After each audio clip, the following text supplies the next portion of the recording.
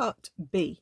Show that the line x minus y add 1 equals 0 meets the curve at the point P, where theta is 2/3, and at the point Q when theta is pi by 2.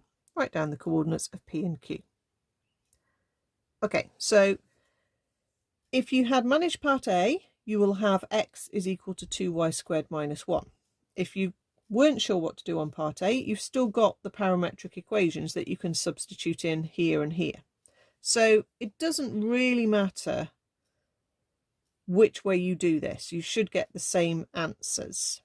Okay, if I go for the parametric equations again, so I don't use my answer from part A, I'll write down that cos 2 theta, which is the x, minus cos theta, which is the y, plus 1 equals 0. And there's my equation. So I still need to use the double angle formula for cos 2 theta.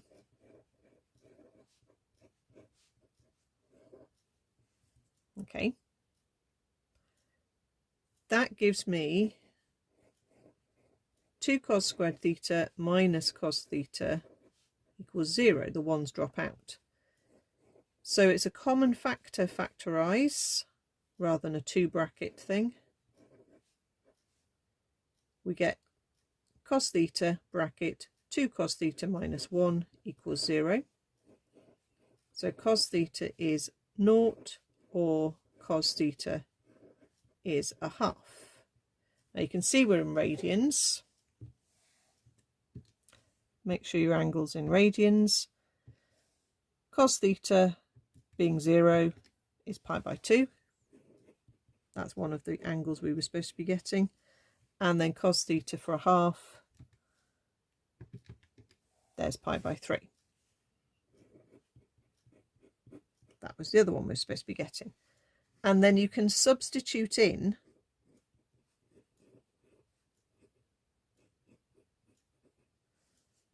to work out the coordinates. So x was cos of 2 lots of theta. So cos of 2 lots of pi by 2 is cos of pi, which is minus 1. And y is cos theta, which is 0. So you got minus 1 comma 0 as 1 point.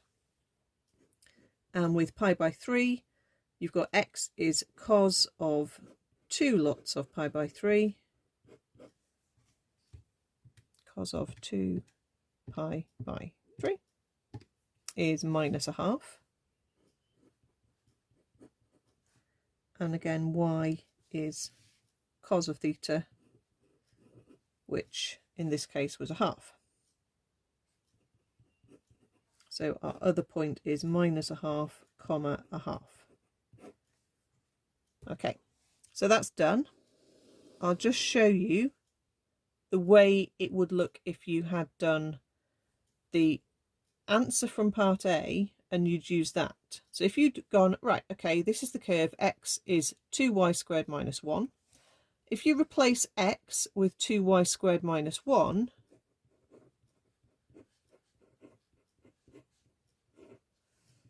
you get that.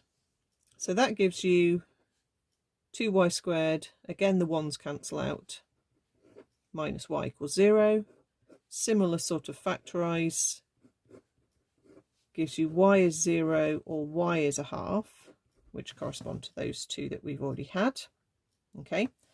You can sub back to get the x's, so 2 lots of 0 squared minus 1, subbing back into this equation, look, give you x is minus 1, so that gives you the point before the thetas basically.